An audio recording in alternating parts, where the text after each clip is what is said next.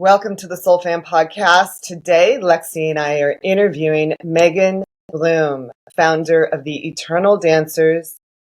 Megan's gift on earth is to awaken our passion for dancing, to show us our eternal dancer within ourselves. Megan is a dance reconnection specialist, and Megan literally dances all over the United States and has been a dancer, I think, since almost the day your toes touch the ground. Would that be about right, Absolutely. Yeah. Can you tell us what you're up to these days? You lead a really interesting life, and we were super fascinated to connect with you about dance and movement and understanding ourselves through dance and movement. Absolutely. I'm so excited to be able to share my story. First, I just want to thank the two of you for inviting me to be a guest on the Soul Fam podcast. It's an honor to be here visiting with you both today, as well as have a space and a time to dedicate to really talking about the energy and the soulfulness and the spirituality of which we all live. So thank you for having me as a guest on your show. So my story, I was literally born dancing. I think in many ways before I was even born, I was destined to be a dancer. And so most people say I was dancing before I could even walk. And it was a form of expression for me to really be able to, in many ways, communicate and be who I was in the world. As a little child, I was incredibly shy. And in many ways, that was because my words didn't make any sense. I did speech therapy and I kind of spoke in a language that no one could understand. And so that made me feel I was shy, but my dance was my place of joy and really liberation.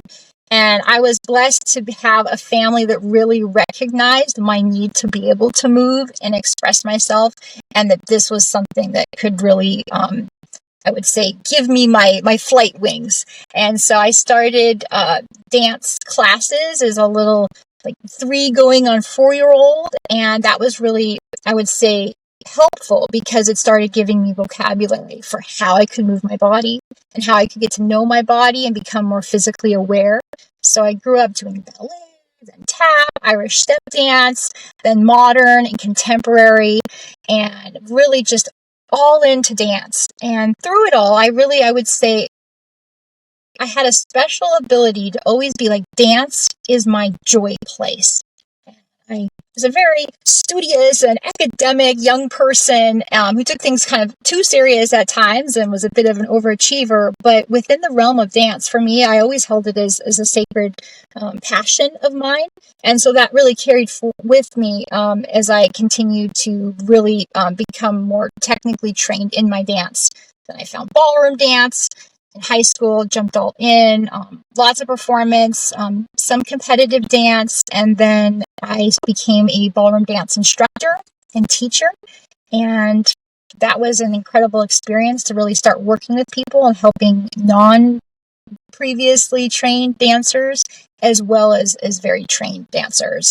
And then on into my life now. So my current situation, as Diane mentioned there, I live a unique lifestyle where I get to travel around the country.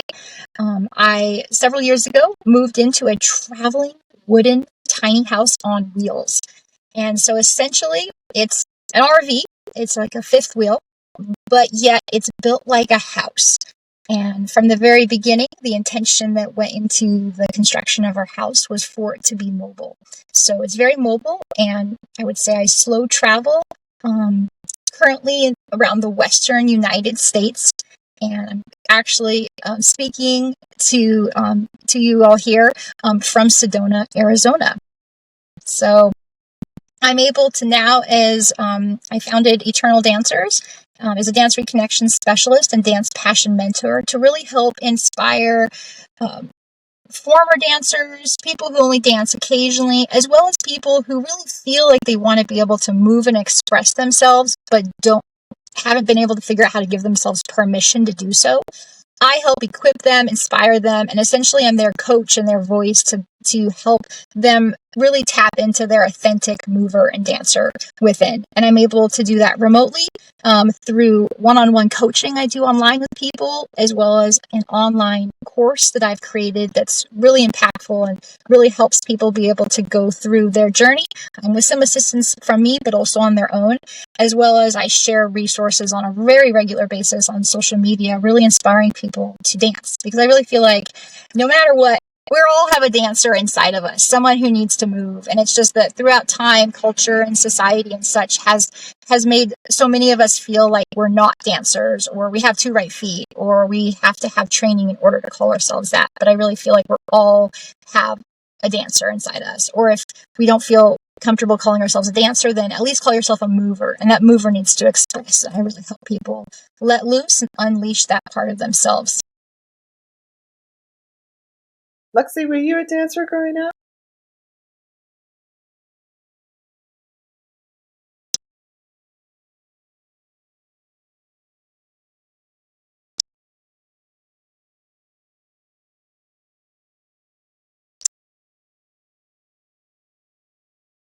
Yes.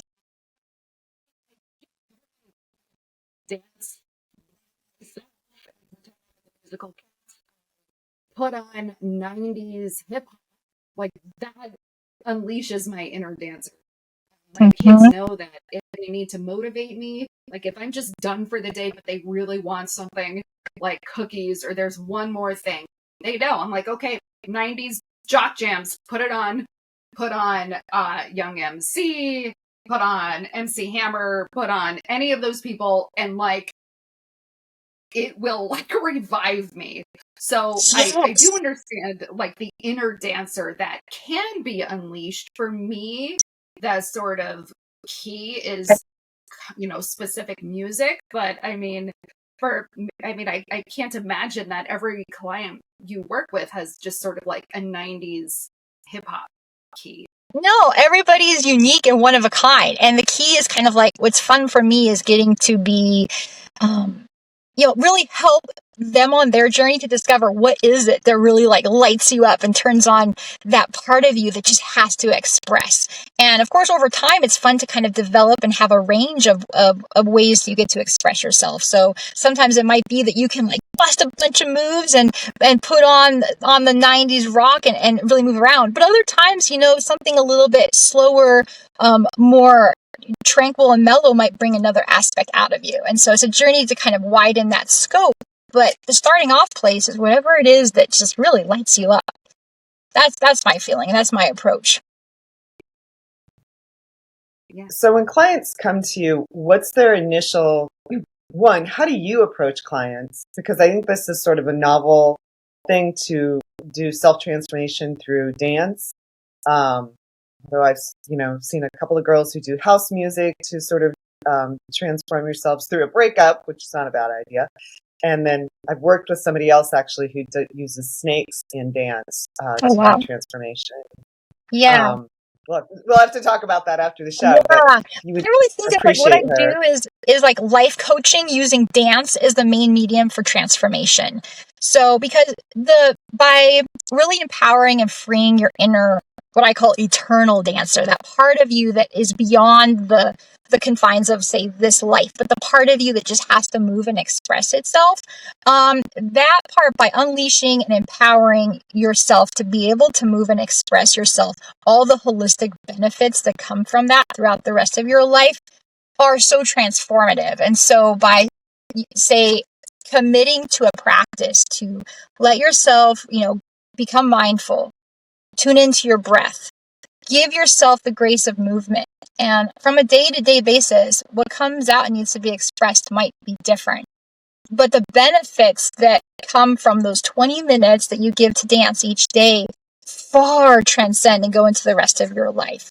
So not only do you feel, physically like you're getting some exercise now, but also you feel healthier and more vibrant, and, you're a happier person, and the mental stability that comes from that, the feeling that you have a creative outlet to be able to do. So what I really do is I really read someone with where they're at and kind of find out like from what approach of their movement do they need to do? Like, do they have lots of dance training? Like, perhaps they're a very trained dancer in, say, ballet. And what they know as dance is through the frame of expressing themselves through ballet. Well, I start to challenge them to realize that they can move and express themselves outside the technique and confines and vocabulary of their ballet experience. And that's a little bit tricky at times for people because we all get used to thinking dance equals whatever I've made that to be. And so if I've made dance be one specific dance style, then at first you got to start to warm up and loosen up. And that's why I really incorporate movement improvisational prompts where I lead people on like a guided movement journey. So with music as well as prompts, I kind of say, after becoming mindful and really getting into our body and tuning in and trying to leave our thinking brain at the edge of the floor, we start to move, and it might be very organic at first. It might be really becoming grounded and connected with the earth. It might be bringing in natural elements and letting that inspire us. It might then be starting to move like in a particular shape, like very circular, round movement, or find a body part that really needs to move and express themselves so that they can start to tune into those deeper parts of themselves that they don't consciously know they need to, but their body will tell them to in their movement. And so it's kind of a back and forth process in regards to working with someone where they're at and then leading them on that journey. For other people, they might not have any dance training, but they really love to move to music and they want to start to cultivate that and find a way to have an activity in their life that brings them happiness because they know that they need that. And then we're just, we kind of jump in and be like, we start going back and forth and finding out kind of what works for them and what really lights them up inside. So I guess it's a little bit of a long answer, but that kind of explains that it's a very dynamic and one-on-one process when I work with people. That's really interesting. Now, you said you did a little read on them when you start. Do you sort of intuitively do a little read on them as well? I would say it's more of like a back and forth conversation and asking. And then I would say like, I'm open. I'm not necessarily like getting a specific clear communication, I would say, like from them, but I'm more like having this feeling that's coming forth that then I act upon if it's inspired. And which I guess that is intuitive in many ways. It's more done in a way of like, I feel like inspired to say something or inspired to ask them a question that then they can then answer for themselves. And so I guess I'm kind of the, perhaps like the initiator or the reader to help them along that journey that they know they know what they need. If that makes sense. Yeah, it makes total sense. I just think it's really interesting because it's almost a very intimate thing to be in dance with someone. Yeah. I was going to say, I mean, maybe like the slow moving dance I wouldn't want to do, but I could imagine someone saying, you know what, I feel like I need to go to a 90s style mosh pit. Like that is going to get me out of my... Have you guys ever been in one? Did I get kicked out here? Are we both looking at you like, what? No. Lexi, you were in a mosh pit? Did I freeze? No, I've never been to a mosh pit. I've not been in a mosh pit either. Seen them visually. I think I froze myself, but I think you guys can keep talking about mosh pits. I would definitely say like, moving in front of someone, it's a very vulnerable experience. Like if you haven't especially. And so knowing that, I guess I approach each situation with that compassion and that empathy, as well as I really work on building the relationship. Because I feel like anytime you're dancing and moving and opening up with someone, the more comfortable you feel with them, the much easier it is to just let yourself be and know that you're safe. And my job is to help them feel safe and know that they can express and move themselves without the feeling of judgment. Because my goal is to get them out of their head, meaning let go of being self-judgmental or self-conscious or self-critical. It's about getting out of your head and just going into your body. And I can be there to help keep you safe so that you can be vulnerable and raw. So curiously, since our podcast really focuses a lot on consciousness and spirituality, and we do a lot of healing on this podcast as well, or at least we talk about it a lot. Do you find that some of your clients have gone through a lot of trauma, or have gone through, maybe not a lot, but have experienced some traumatic emotional instances, even physical things, that dance can help them transition? I mean, for instance, I was in a car accident about a year and a half ago. I'm still feeling the remnants of that. So does dance help you release a lot of the things that are related to either incidents or emotional stuff that, maybe you haven't processed yet? Yeah, absolutely. That's a fantastic question. I absolutely feel like so many of the traumas and even just negative experiences or rough dynamics that happen that could even turn into beliefs that challenge what it is that we really want, we end up storing them in our body in different places. And so sometimes like we can, do therapy, we could try to do, even some different practices to talk it through. And it's hard sometimes to get to all those layers. And the beautiful thing about movement is that your body can start to move it out and let it out.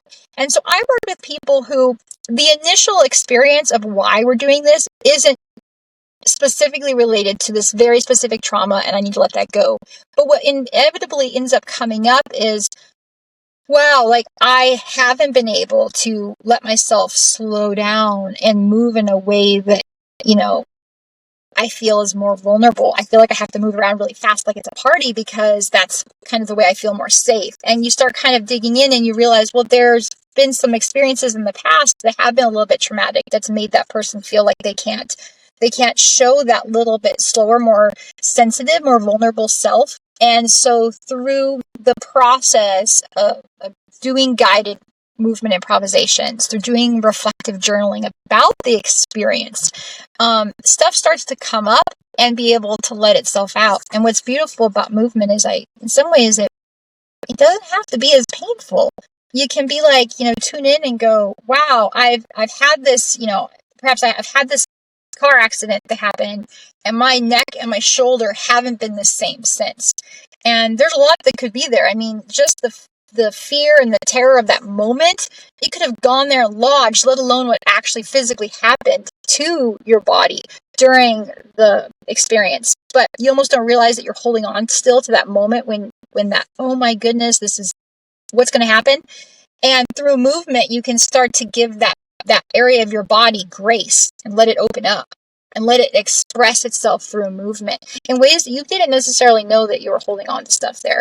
And then it's like, wow, you can feel lighter in the rest of your life. So I've definitely experienced that with people, is things pop up that might not have initially been the mission that we were on, but they'd start to come out because they're in your body. And if it's not filled with that love and vitality that we're all meant to experience and live by, then it needs to come out.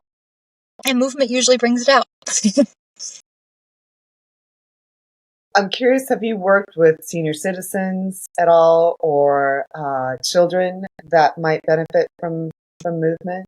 I've worked with people of all ages, and I've worked with in this work I've worked more with adults of all ages, young adults as well as seniors, and then throughout time I've worked a lot with children in my other like actual dance instruction, and it's been wonderful and incredible to watch young people really open themselves up. I remember working with this girl.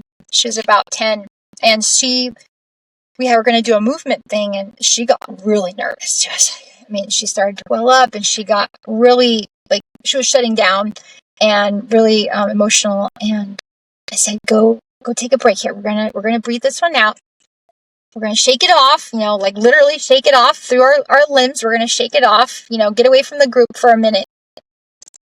Came back to the group, and the whole group did a supportive movement together. And she just started like letting go and letting herself be who she was and having, of course, fun with the movement. And then she just like came alive. And I remember afterwards, she was like, that was amazing. I didn't know I could do that. And now I know I can. And so that's really a beautiful, I think, experience to be able to witness. So, and then after that, it was like she was a more different person. Like that, there was a block that got met and then got released, and then we were able to move forward. And she was a more confident, empowered, young woman. So it's beautiful to see. It's really interesting. How do you find your clients? And since you're in Sedona, which is a very high vibe place, and a lot of people are seeking there, they come to you? Do they gravitate to you?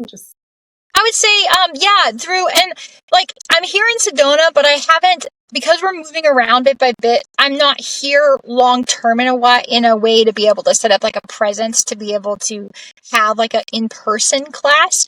But definitely like conversations with people in person, I'm always open. I would say the way I carry myself through life is that of a dancer. And so almost people can just detect right away. They're like, "You're a dancer, aren't you?" I just emanate that out in my whole way of being. So dance will come up, obviously, when people ask me what it is that I do. I share with them, and in that kind of sparks conversations, is sometimes end immediately. Otherwise, that opens up a whole gateway, as well as I find a lot of people connecting online with people, and whether I'm almost kind of helping find or be led to people that I might be able to help, or they are able to find me. So a mixture is the best answer.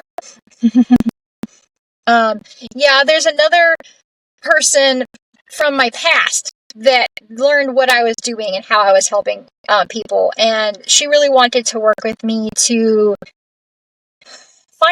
develop a practice to really find her joy again, because she had kind of let different ailments and body pains kind of slow her down with all the different dynamics and stresses going on. And so it was special to be able to work with her and really help her empower her inner dancer that just has to move and express itself. And in the process of doing that regular movement, it's helping ease some of her different body pains and stiffnesses and sorenesses. And so that's been really, really cool to witness that. Her physical symptoms. Yes. Yeah. Because I feel like no matter whether you're a dancer or whether you're a non-dancer or whether you're a naturally flexible person or you're a really stiff person that has different injuries that makes it so it's even difficult to raise your arm or whatnot, by doing different exercises and visualizations in our head, we can essentially free our inner mover so we can feel like we're really moving and expressing ourselves, even if what's on the outside that's manifesting physically is actually quite small, more, physically smaller type of movement. Or even if you're in a wheelchair and you can't stand up, you can still live an incredible experience visually as well as through minimal movements in your body to have a really enriching movement experience. So there's that whole range. So I always believe there's such a wonderful gift that comes from actually watching great dancers, whether you're, watching them online or watching them on TV, because you're getting to watch these, people who have great facility over their body and are flexible and are strong and are skilled in so many ways. And by watching that, we kind of internalize, I think we imagine what they must feel like as they're moving like that. And so when we do our own movement practices, it then I feel like makes it easier to kind of channel that liberation that we imagine that they must feel. So even if, when we go walk and do this little hop, maybe it's just a little hop in physical what we're seeing, but inside, if they're feeling like, wow, I can imagine what that dancer I saw did that huge leap. So when they go walk, hop, they're like, wee, I just did this grand leap and now I feel alive. And so I feel like that's a really powerful aspect, is incorporating like visualization techniques and really kind of imagining what it feels like to make it so that no matter how limited your movement or no matter how young or old your body is, you're able to feel like a dancer. And that's why I can really work with people of any age as well as any physical abilitiness. Was there a period in your life where you stopped dancing? Well, teeny tiny amount of time, very dark time. So I've danced my whole life, and then in 2020, of course, everything tossed up a bit with the COVID-19 pandemic and all of the teaching and instruction and different classes I was doing ended immediately. And at the same time, the transition into going into living in a traveling tiny house on wheels, that was already in motion when COVID happened. But still, that really then narrowed. Now there wasn't an outlet on bigger dance floors. And now is literally I have my tiny house with a tiny floor space. So that first year, kind of 2020 leading into 2021, I kept feeling like, this is not enough space to dance. I need to go find a dance floor where I can move around and express. But that turned out to be much more difficult and challenging. And you can't always do that, or it's easy to be like too busy and excuse yourself out of finding those spaces. And so I would say I really started feeling just kind of down. First, just not happy. And then that led to letting anxieties really started kind of running away. And I started dealing with some depression. And because I wasn't moving, and I almost got sad just hearing the word dance. And that was like shocking and horrifying to me, because for my entire life, I've identified myself as a dancer and as someone who shares the joy of dance with people. And so to not even be able to say the word, I think that was part of the alarm call to wake up, to be able to be like, okay, there's a problem here. I need to remember who I truly am and return to that.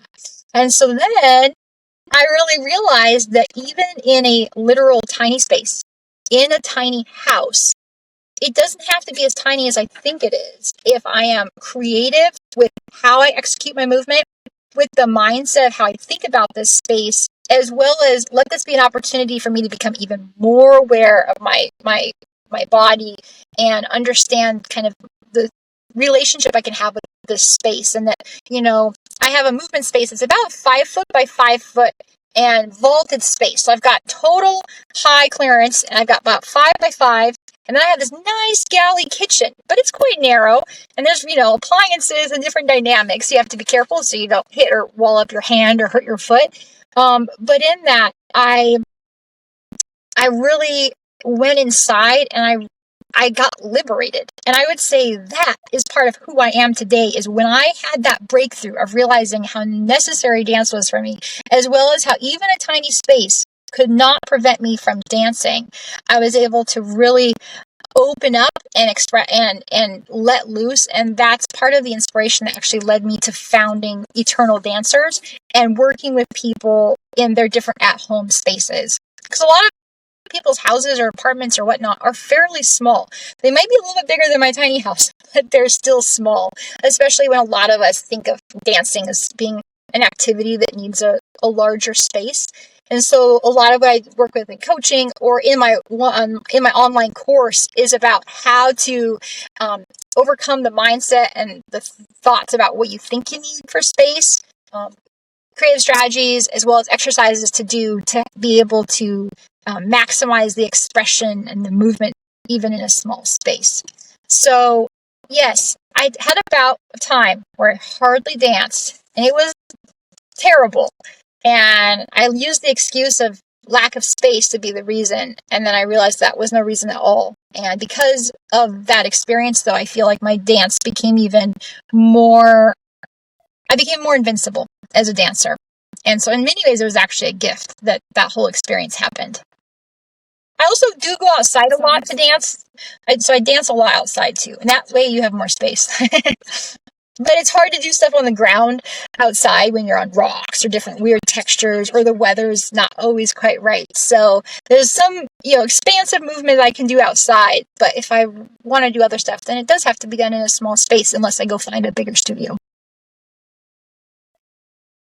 Yeah, it sounds like there was a moment of surrender and acceptance, and then a rebirth, because I live in a condo where you're like, I just don't have enough space. I don't have enough space to do yoga. I actually have plenty of space to do yoga. And I remember seeing a video of an injured, I think, Marine Corps veteran who had maybe a 3 foot by 5 foot area behind his couch where he would train in New York, and he completely transformed himself, his body, his life, his everything.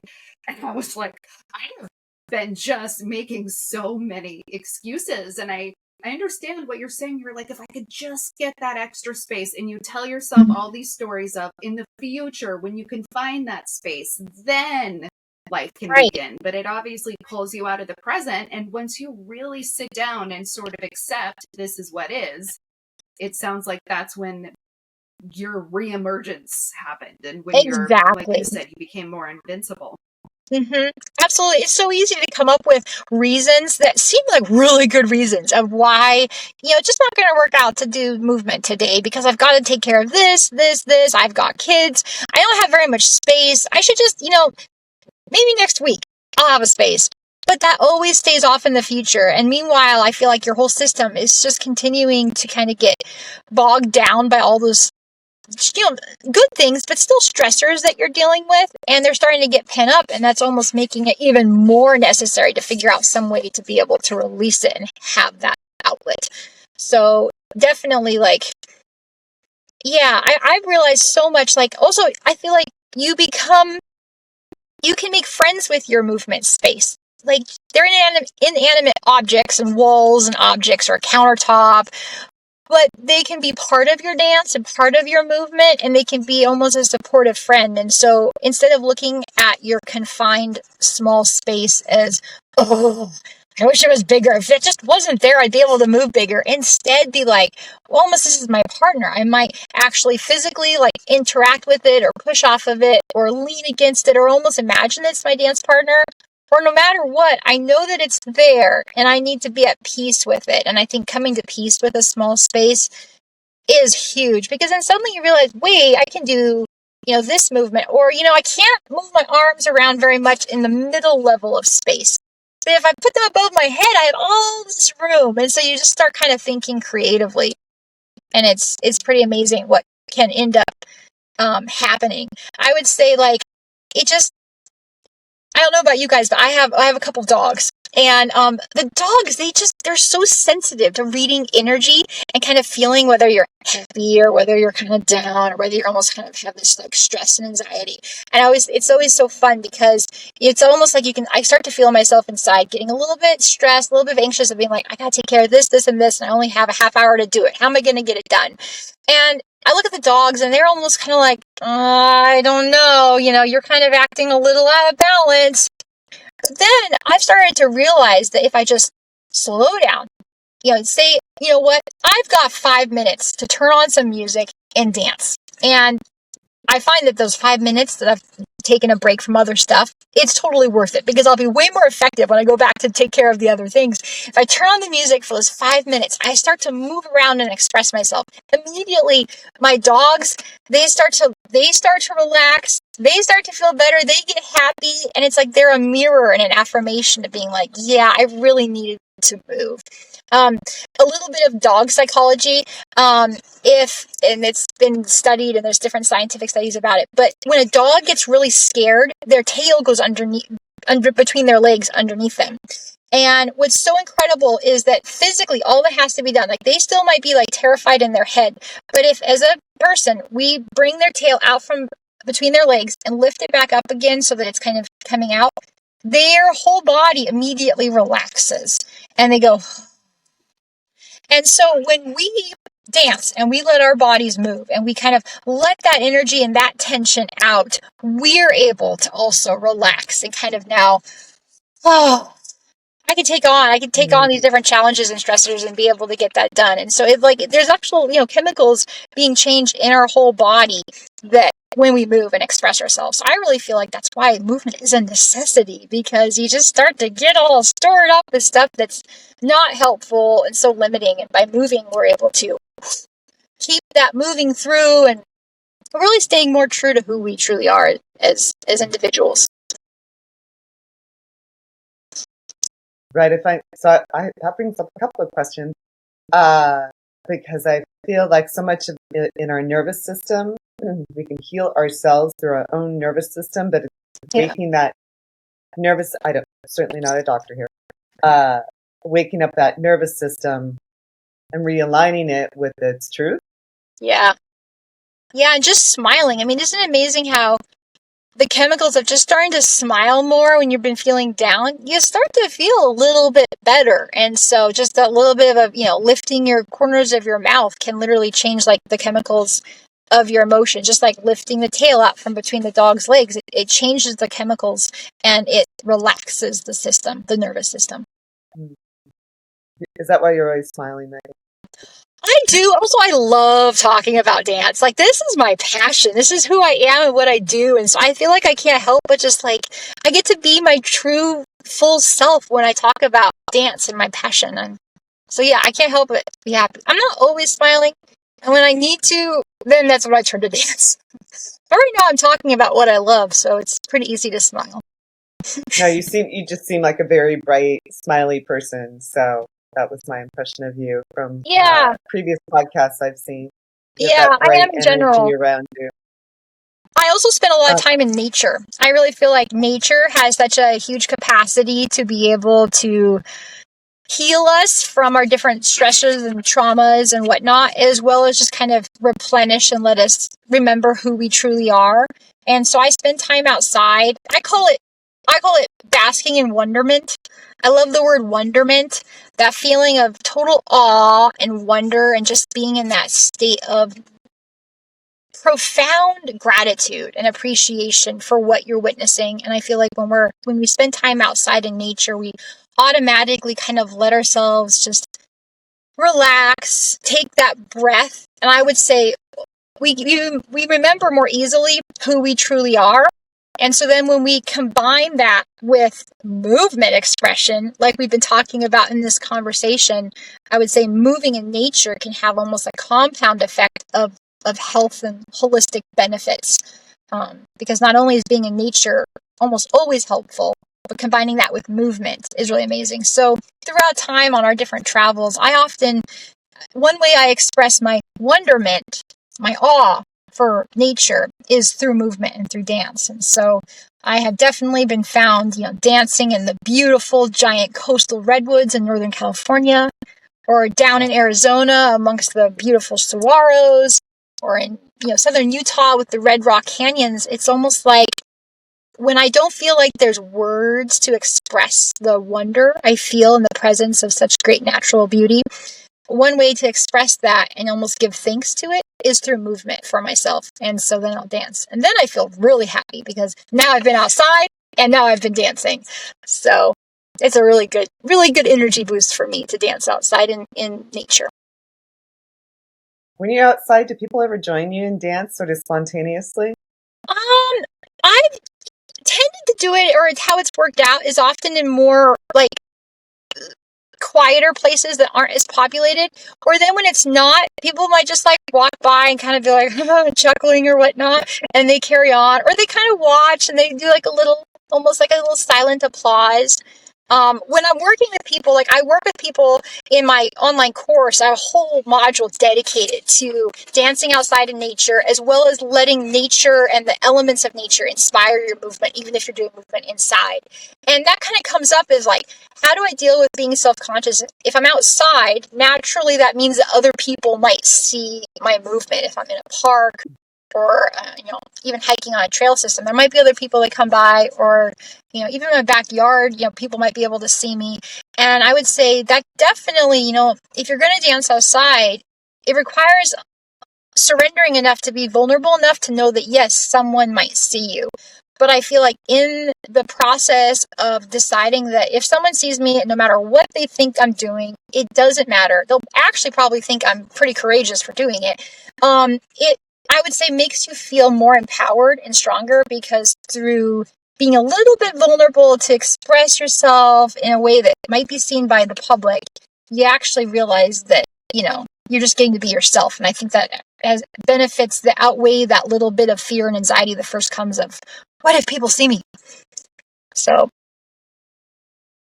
I would say, a small way to start. What would be a small way to start? Would it be being okay with dancing with your window open or the blinds open, and then maybe somebody who's walking by, they maybe just one person sees you and that's okay? Or is it letting nature in? Or how would you start in a very small way?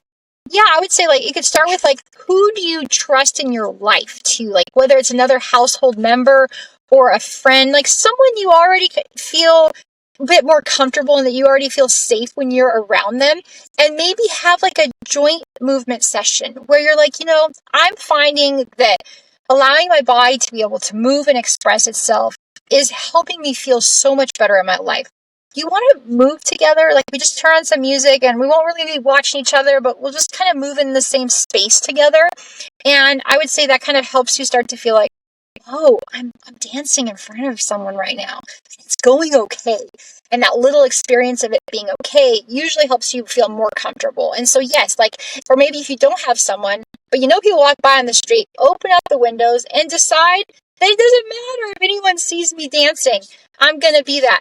Another technique that can work is record yourself moving. So, and then watch yourself, because there is something powerful that happens when we have a witness to our movement, and you can be your own witness to your movement, which helps you kind of get more comfortable with it. So have the camera on, record yourself, move around. Don't think you have a camera on, but just know that it's there. It's not there to share with the world. It's just there to be there.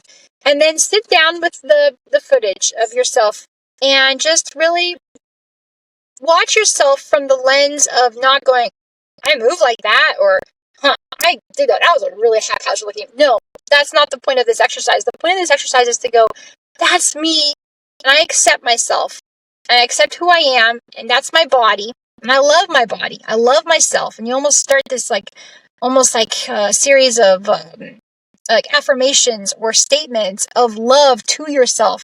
And I would say that really helps you feel more comfortable to be like, okay, I'm not ready. I could go dance in the park, and if someone sees me, I'm okay because I love myself and I feel good about myself, and I move, even if someone might think I move like a complete, wacky, person.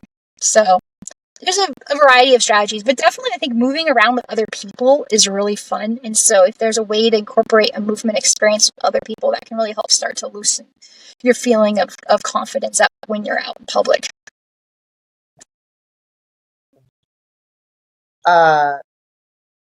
Okay, so this is the Soul Fam podcast, and we venture into parts unknown.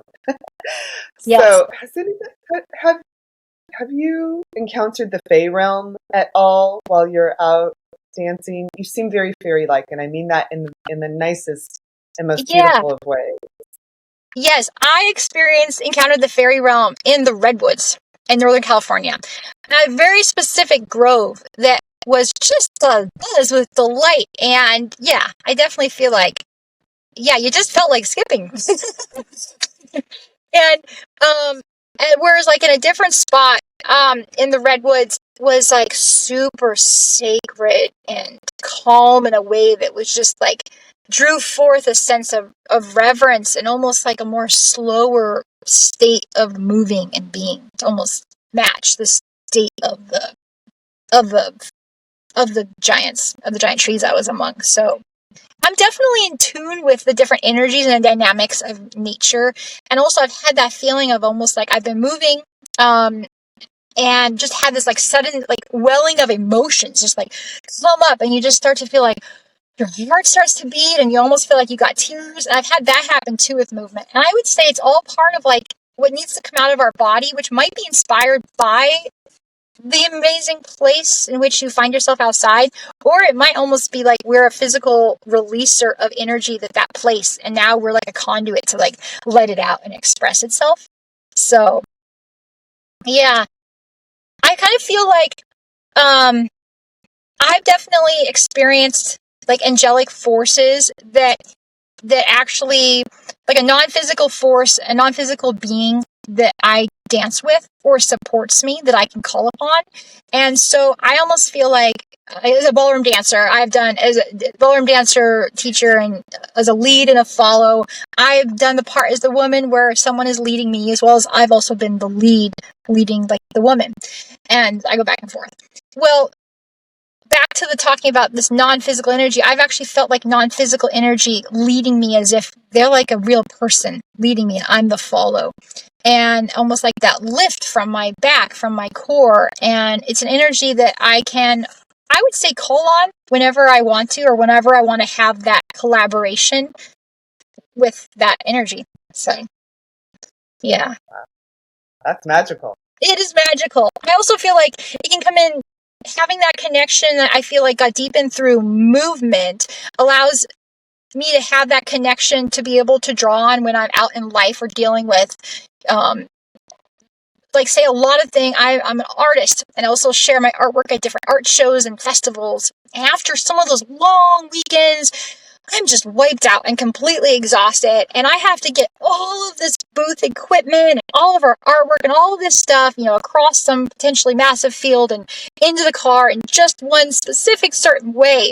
And it feels so overwhelming. And I've called on that energy to be able to help me repack the car and get stuff.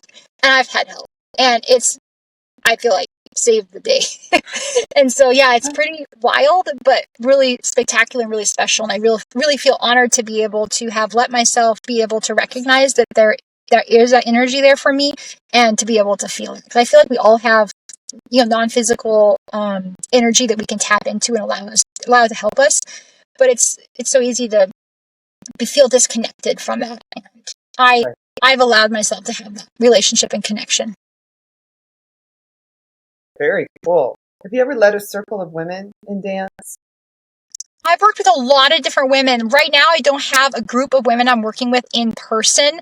But what I'm excited to get started is a group of women like online that we can come together and like have some different live sessions. I think that would be really cool. So I would say that's in the works because in the past I've led different groups and it's pretty special what can happen and kind of the collaboration and healing and the witness we can all be to each other to witness that authentic movement. There's so much power, like as little kids, when we're so young and we don't even necessarily can't remember even what happened when we were little kids, but we're forming, our beliefs and our thoughts about how the world works and our relationship with it.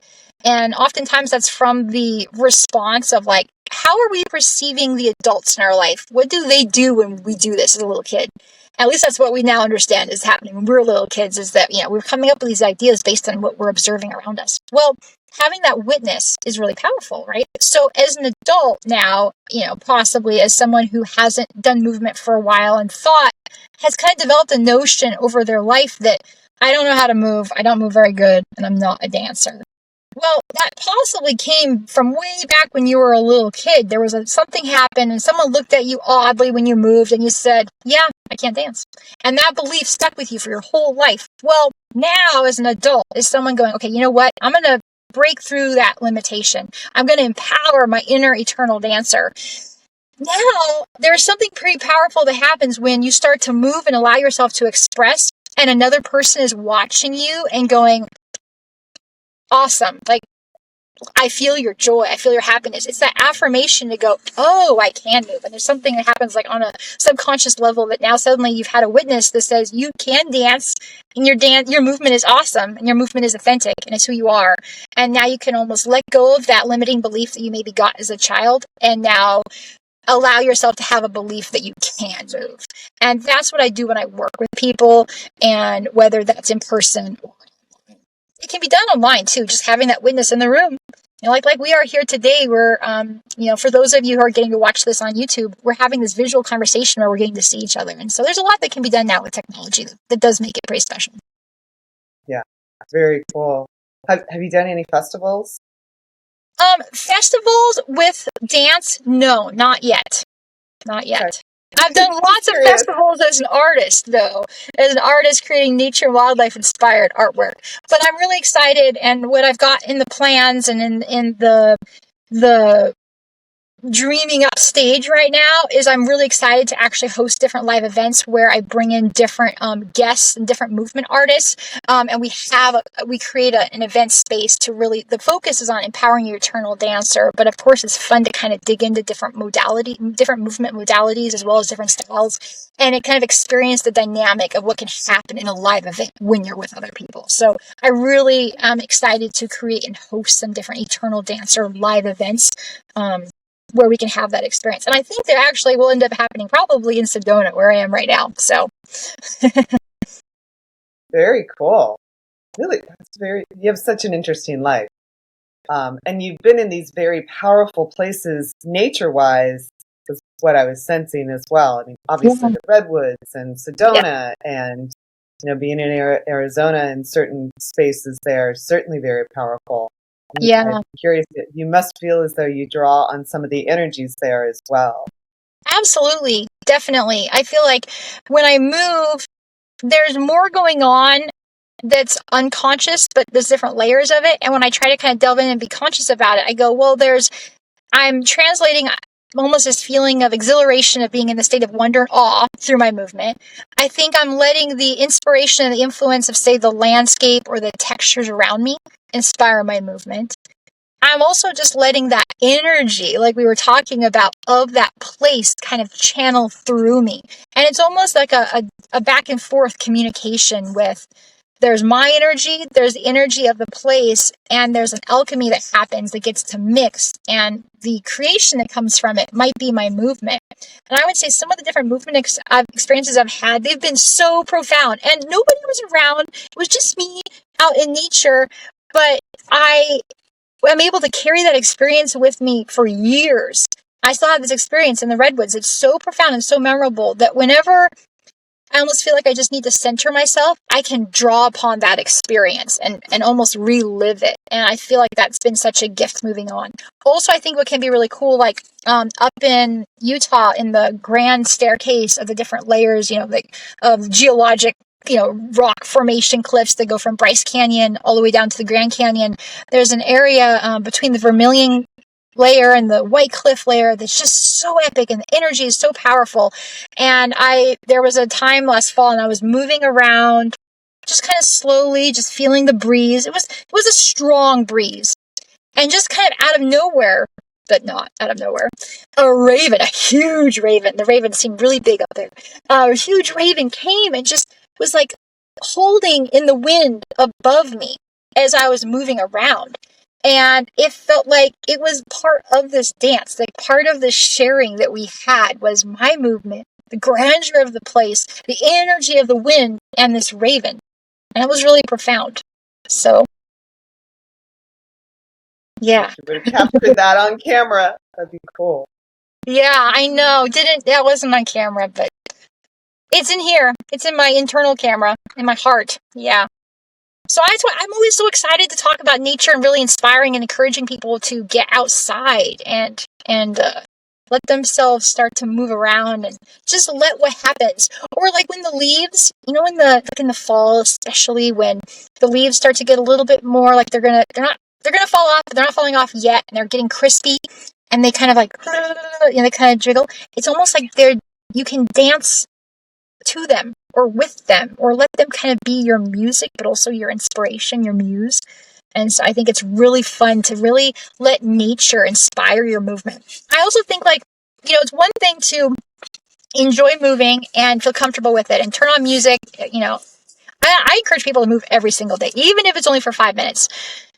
It's one thing to put on music and dance around every day. But if you do that every single day, I know for myself and for a lot of the people I work with, there starts to be I want to be challenged. I want to keep evolving my movement and my expression.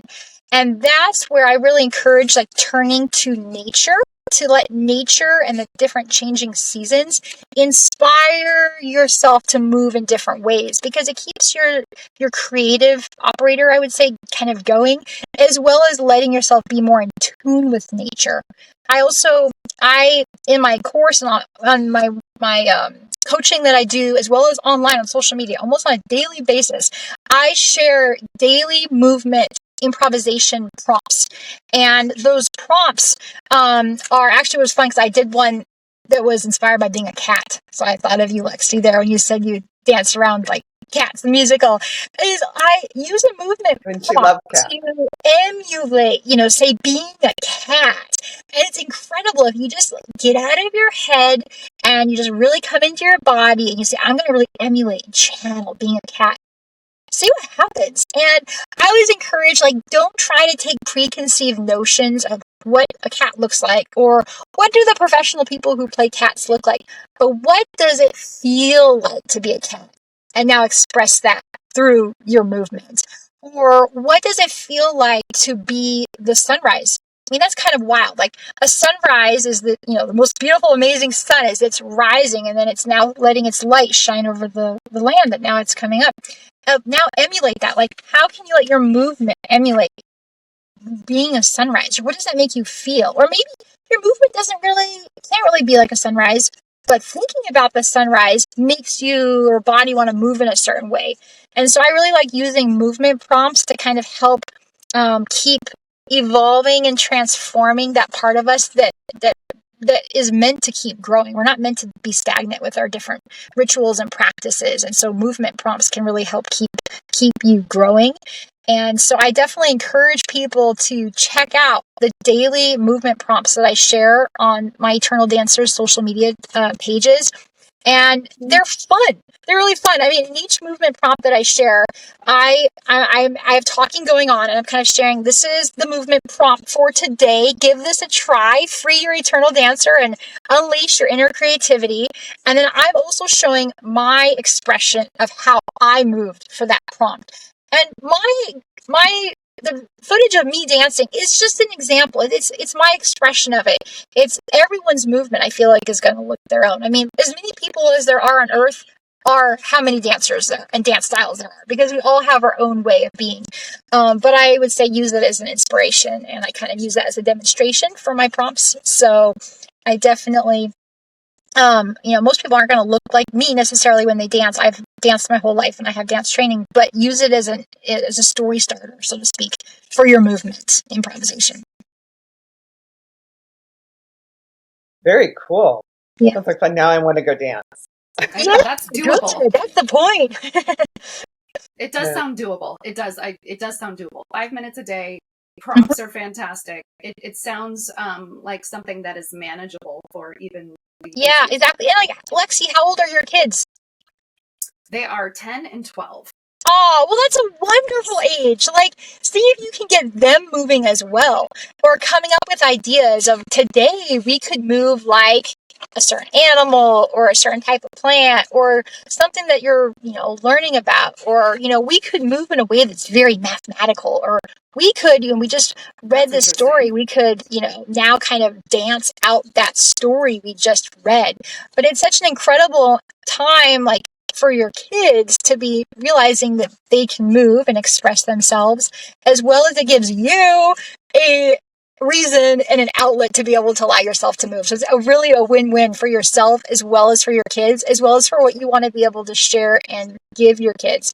Because I feel like that's an age too where kids really start to feel like, I gotta be cool, and I don't know if I should do that. And so, but then they realize how much fun they can have. I worked with a high schooler who was already at the stage where I was like, I can't move and express myself. I'm a football player. I don't do that. I don't dance, But it was amazing to watch when finally he decided to just be like, okay, I'm going to go all in.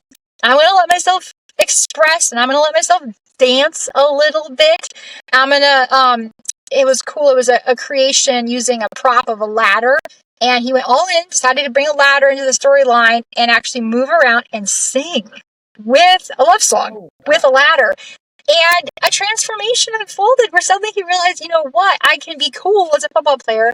I can be cool as an expressive, singer, little bit dancer, and actually have a lot of fun doing it. And it transformed not only his life, but also the people around him. Of course, now saw, okay, someone cool can move. So it's so profound to really encourage that freedom of expression in young people, for sure, because they're shaping up to become the adults. So, Lexi, have fun coming up with some daily movement, and let them be a part of creating what it is to do, Yeah, I mean, intuitive dance class on Zoom sounds perfect, because my daughter did take actual dance classes, and it's the performance piece of it was really nerve-wracking for her. So if there's any sort of Zoom, youth intuitive class that happens to pop up on your schedule, we'd love to try it out.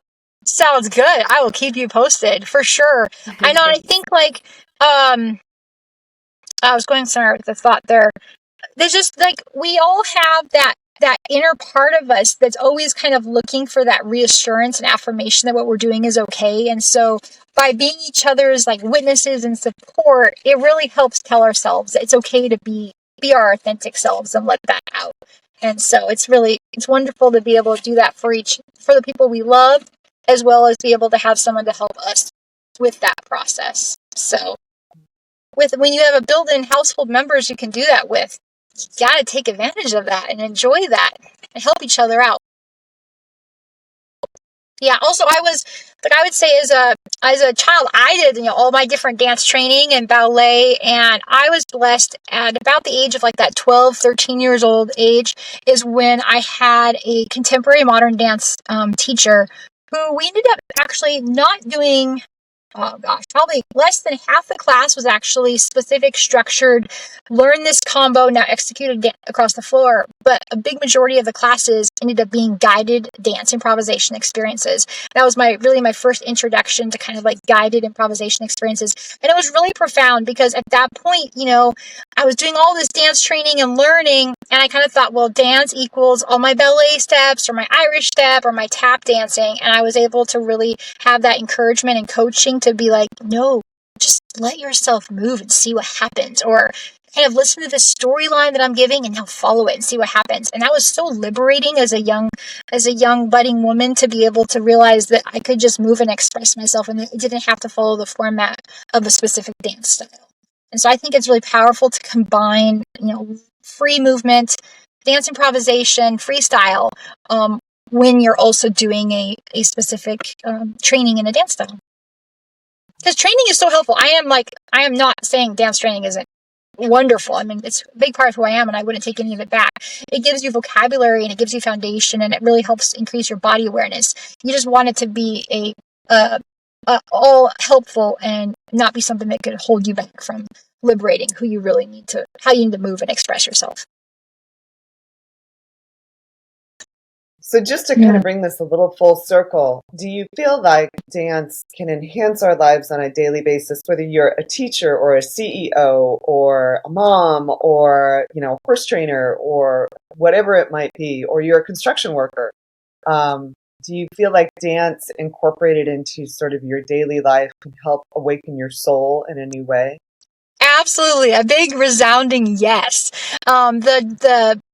The benefits that come from dance and having a movement practice where you just really let yourself get to kind of be yourself and let yourself be authentic with how you need to express has so many benefits to carry over into the rest of your life, even if you never dance with anyone else. So, whether it's you'll be better like as a business owner or as a CEO or as a leader of a group of people, you'll be better with your, or your animals or animal training. You'll be more empowered to be true to yourself. And in that, I feel like we have our greatest capacity to be able to lead and influence others, as well as we have the greater calmness and a sense of peace and balance because we've gotten to express all that tension and energy out through our movement. And now we're able to go to that business setting, the family setting, the setting of working with animals, and we're able to be so much more, I would say, at ease. And those around us absolutely read and detect that right away. So huge benefits. I mean, that's just one. I mean, there's so many. I feel like we all need to be creative. And so many of our jobs and professions have a sense of a little bit more rigidity. We might not feel like we get to be creative. And so by getting to have a creative outlet, I feel like that kind of pours over and it even changes our outlook about how we do our more formulated job. We can be more creative in it. So I feel like unlocking creativity in one aspect of your life will have trickle effects and pour into the rest of your life. And I think the world can definitely use more creativity, more playfulness, being more open-minded and curious with how we navigate such. And dance definitely, I feel like, brings that out in us. Even only 5 minutes a day of movement. I mean, this is like brushing your teeth. I mean, this is about, having some vitamins or doing something that you take care of yourself. Giving yourself some movement could be just as beneficial. Very well. I'm down with that. I mean, I'll do my 5 minutes today. So Yeah. And go check out, everyone can check out, my website is eternaldancers.com. And so it's www.eternal, ETERNAL dancers, DANCERS.com, because I really feel like we all have this eternal part of ourselves that longs to move and express itself. So you can go to my website, which can be a great jumping off place to be able to find me on social media. I share nearly daily, if not, it's a very, very regular basis on Facebook, Instagram, YouTube, LinkedIn, and TikTok. So you can find Eternal Dancers online and connect with me. And anyone listening, I would just say, I encourage you to say hello and reach out to me. I love engaging and reacting with people, and I write back to everyone who reaches out to me and connects. So say hello and say, hey, I heard you on the Soul Fam podcast, and I wanted to check out what you're sharing. So say hi to me. Yeah, that would be super cool. And just to remind everybody, there's courses online, is that correct? And then you offer one-on-ones also? Yeah, I do one-on-one coaching, which starts with like a discovery call to just kind of figure out like who are each other, how do we want to work together, so you can learn more about my coaching on my website. And then I also have my online course, and there's a whole video I've created that kind of overviews and kind of goes over all of at least briefly touches on the different modules and what we talk about. I have lots of information on my website. Lots of different about both my coaching as well as the course, about what you can kind of expect and how it works. I've built quite a website. It's a lot of resources, as well as I always encourage, if you have any questions, reach out to me. I'm passionate about dance, as you can tell, and I look forward to working with people and empowering and in them in their self-discovery and transformation journey. Cool. Awesome. And then are you doing any appearances sometime soon, just out of curiosity? Not scheduled, but when I do, that'll be posted on social media as well as on my website. And definitely stay in touch about an event, because there's a big live event in the works. So. Oh, okay, cool. I kept feeling like there's something coming up. Everybody's going to be dancing with Megan. Yeah. Yes. Yeah. Cool. Lexi? Yeah. And I think what's fun too, because I move around to different places, it's fun too, because I feel like I take on becoming at home in the different spaces that we spend time living in, with our traveling tiny house on wheels. And it feels really special to be able to kind of be at home in a place and then create an event. And I'm going to invite people to come to this place that, I've kind of gotten to explore and check out and become connected with. And I feel like that will be really grounding, for helping facilitate and host events. Sounds awesome. Amazing. Thank you so much, Megan.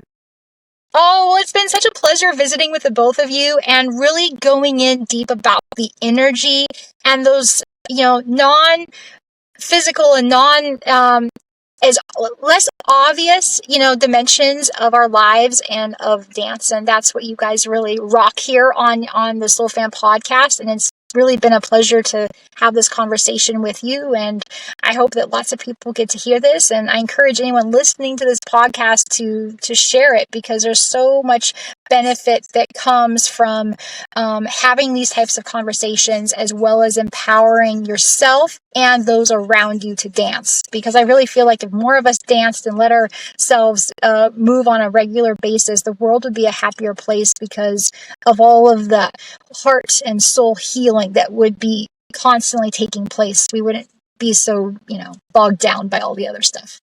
So dance is a healer. Sounds good to me. I'm down with that. It's Friday night, so yeah, it's on. I would say free your eternal dancer and empower your inner creativity.